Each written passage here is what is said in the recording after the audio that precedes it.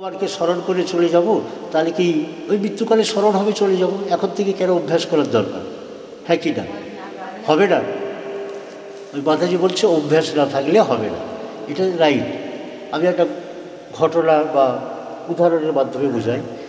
নদী পার হচ্ছে নৌকায় করে, একদম নদীর তীরে এসে গেছে, তখন নৌকা ডুবে গেছে। আড়াই যারা দাঁড়িয়েছিল তারা বলছে আরে সাঁতার কেটে চলে আয়, তুই উঠে যাবি বা বেঁচে যাবি। এইবার আপনি জীবনে কোনোদিন সাঁতার কাটেননি, তাহলে কি আপনি ওই নদীর পাড়ে উঠতে পারবেন?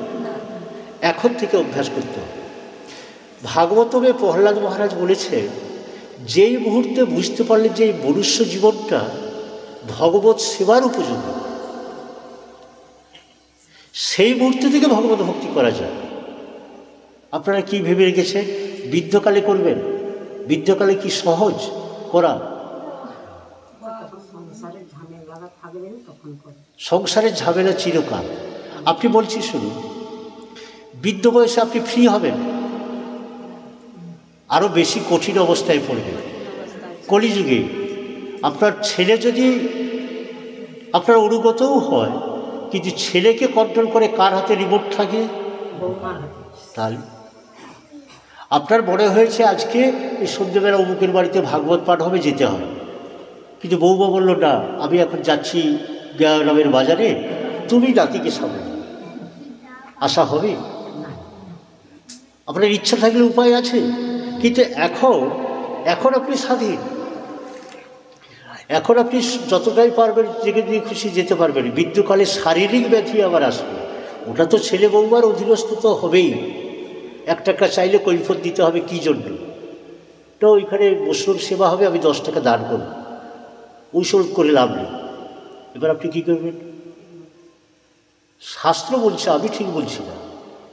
যেই মুহূর্তে বুঝতে পারলেন, যেই মুহূর্তে আপনার স্বাধীনতা রয়েছে, সেই সময় থেকে ভগবত ভজনে ব্রতী হন। গীতা একটি শ্লোক,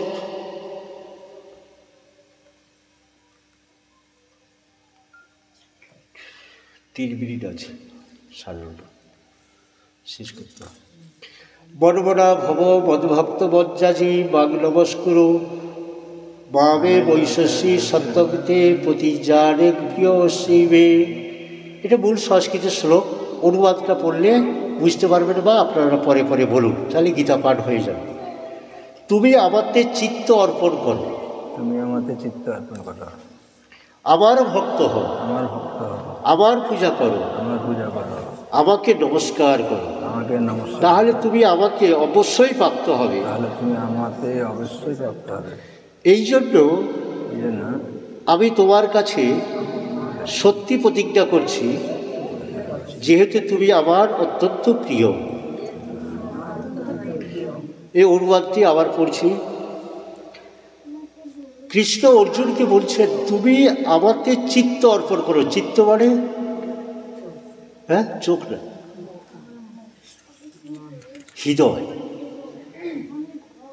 তুমি আমাকে চিত্ত অর্পণ করো, আমার ভক্ত হও, আমার পূজা করো, আমাকে নমস্কার করো, তাহলে তুমি আমাকে অবশ্যই প্রাপ্ত হবে। এইগুলো করলে অবশ্যই ভগবানকে পাবে। সেটা কি করা সম্ভব হচ্ছে? একদিনে হবে না, অভ্যাস করতে হবে। এই জন্য আমি তোমার কাছে সত্যিই প্রতিজ্ঞা করছি, ভগবান কৃষ্ণ প্রতিজ্ঞা করছে,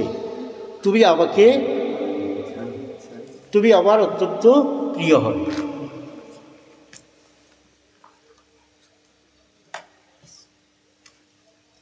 ভগবান কৃষ্ণ এই কার্তিক মাসে বিভিন্ন লীলা করেছিলেন বৃন্দাবনে। জানেন না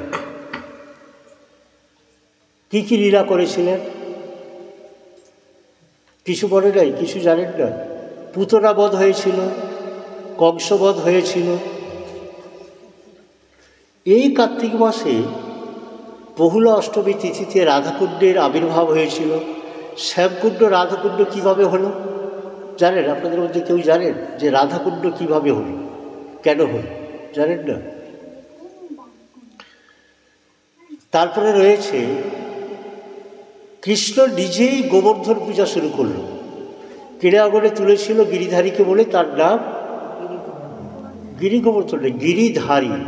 গিরিকে ধারণ করেছিল, গিরি মানে পর্বত, গিরিকে ধারণ করেছিল বলে গিরিধারী। কৃষ্ণ অনেক গোপালন করেছিল। এই কয়েকদিন আগে অষ্টমী তিথি গেল, গোপা অষ্টমী বলা হয়। কৃষ্ণ জন্মগ্রহণ করেছিল বা যশোদার নন্দ মহারাজের ঘরে।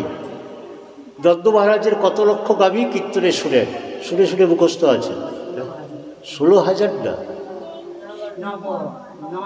9 লক্ষ কীর্তনে শুনে মুখস্থ। তার বাবার যদি 9 লক্ষ গাভী থাকে, তাহলে গরু থাকে, কৃষ্ণকেও গোপালন করতে হবে, কৃষ্ণকেও গরু চড়াতে হতে হবে। সেটা কবে গিয়েছিলেন জানেন? এই অষ্টমী তিথিতে গিয়েছিল। আবার প্রথম দায়িত্ব পেয়েছিল ছোট ছোট বাছুরকে বনেতে চড়াতে যাওয়া।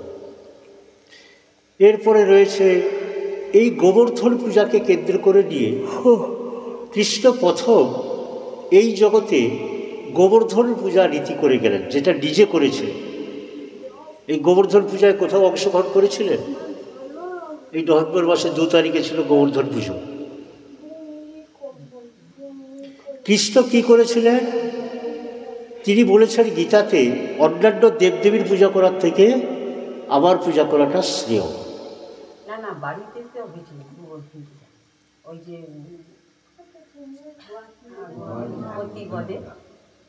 গোয়াল পূজা বলছেন নাকি? ওটা গোবর্ধন পূজা না। এই কৃষ্ণ গোবর্ধন পূজার রীতি করেছিলেন। তার বাবা ইন্দ্রের পূজা করতেন। কেন না? ইন্দ্রের পূজা করলে বৃষ্টি হবে, হ্যাঁ কি না? আপনাদের মধ্যে সংশয় আছে দেবদেবী পুজো করা? দেবদেবীদের পুজো করে যে বরটা লাভ করেন সেটা ক্ষণস্থায়ী। কৃষ্ণর কাছে সেই একই প্রার্থনা করতে পারেন, একই বর চাইতে পারেন, কিন্তু সেটা চিরস্থায়ী এবং পরে জন্মে যায়। বুঝা গেল? তো সেই জন্য কৃষ্ণের কিভাবে ভক্তি করতে হয়, কৃষ্ণ হচ্ছেন ভাবগ্রাহিক জনার্দন। কী করে আমাদের ভক্তি বর্ধিত হবে? আমরা এই সংসারে আছি, এ মায়েরা, যে সংসারে আপনি শ্বশুর শাশুড়ি ছেলে মেয়ে নিয়ে এত সুন্দরভাবে আছেন, এরা সবাই পরজন্মে যাবে। কি করে জানলেন? কেন যাবে না? কেন পরজন্মে যাবে না? আপনি তো যে যার কর্মফল, আপনার কর্মফল অন্যরকম, আপনার স্বামীর কর্মফল আলাদা, ছেলেমেয়ের কর্মফল আলাদা। সেই জন্য আমাদেরকে কি করা উচিত? এই সুন্দর দেহ দিয়ে ভগবানের সেবা করা উচিত। সেটা সম্ভব হচ্ছে কি হয় না? এই চোখ দিয়ে কি দেখা উচিত? ভগবানের রূপকে দর্শন করা উচিত। কখনো যখন এই চোখ দিয়ে যখন ভগবানকে দর্শন করতে পারলেন না, তখন কি অনুশোচনা হয়? বা ভগবানকে যদি বলেন যে এই তো কত সুন্দর আপনি চোখ দিয়েছেন, এই চোখে কোথায় আপনাকে দেখতে পেলাম না বা আপনাকে দর্শন করতে পেলাম না, চিত্রপটেই হোক, এইরকম ক্যালেন্ডারেই হোক, সেটা না দেখে কি কোনো দিন আফসোস করেছেন? কিন্তু বরং আফসোস করেন কোন কাজে? সিরিয়ালটা একদিন মিসিং হয়ে গেল। কি হয়তো আপনার হয় নাই ভালো, সেটা বলছিলাম। এই চোখের কাজ। কোনো একদিন সিরিয়ালটা মিস হয়ে গেলে তখন নিজেকে অনুশোচনা হয়, এই গতকাল আমি দেখতে পেলাম না। কিন্তু ভগবানকে যে সুন্দর চোখ দিয়েছেন, এই চোখ দিয়ে কি ভগবানের রূপ দর্শন করেছেন? দুটো কান দিয়েছে, এই কান দিয়ে কি হরিকথা শ্রবণ করেছেন জীবনে? হরিকথা একটা গল্প বলি, ভাগবত কথায় গল্প বললে মনে থাকবে। আপনারা বিভিন্ন জায়গায় ভাগবত কথায় যান, কারা কারা যান হাত তুলুন। প্রায় সবাই যান, ঠিক আছে।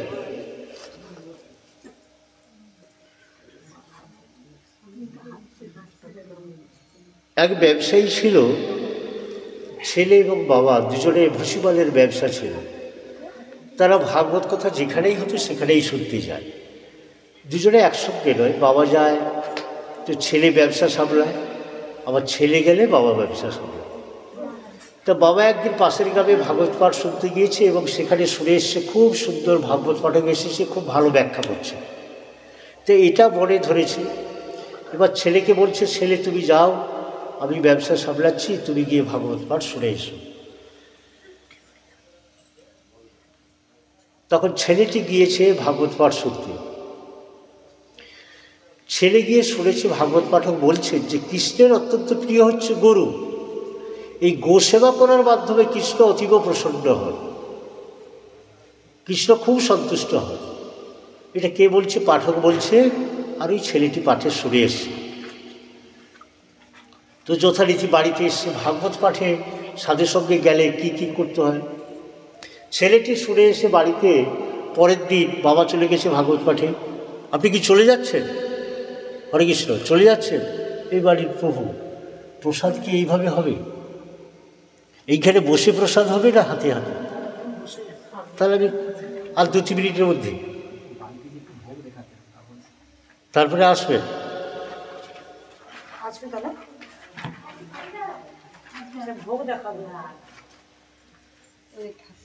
ছেলে পরের দিন দোকানে আছে, বাবা পাঠে গিয়েছে। ছেলে এখন হরে কৃষ্ণ, তাড়াতাড়ি আমি এই গল্পটা বলেই শেষ করব। ছেলে শুনে এসছে গরু হচ্ছে যে কৃষ্ণের অত্যন্ত প্রিয়, তার সেবা করলে ভগবান কৃষ্ণ খুব খুশি হয়। ভুসিমাল দোকান ছিল, তাদের বাড়ির সামনে থেকে এক পাল গরু যায় নদীর ধারে ঘাস খেতে। তো ওই গরুর যে খাদ্য ওর ভুসিমাল দোকানে আছে, চাল, ডাল, আটা, গম, এগুলো সব রাস্তার ধারে বসিয়ে দিয়েছে বস্তা বস্তা। তো গরুর পাল এসেছে, খেয়েছে, চলে গেছে। ছেলে খুব খুশি যে আজকে গোবিন্দের সেবা আবার যথার্থ হয়েছে, গরুকে খাইয়েছি।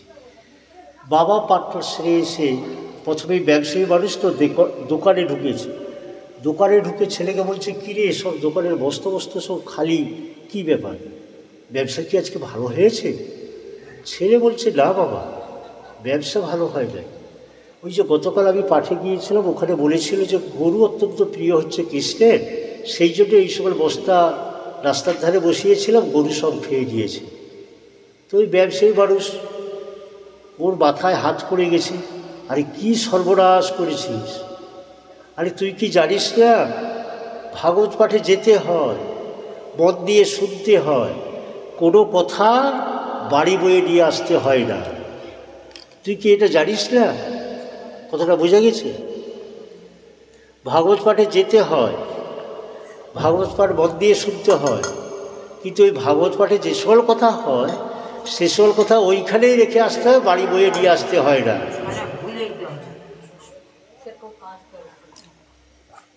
এটা তার বাবার বক্তব্য। আসলে কি তাই? আপনাদের মধ্যে কি সেরকম হচ্ছে? ওটা একদম উচিত নয়। এই বই কোথা ছিল? এগুলো কোথায় ছিল? তা 9:30 বেজে গেছে, সবাই অধৈর্য হয়ে গেছে।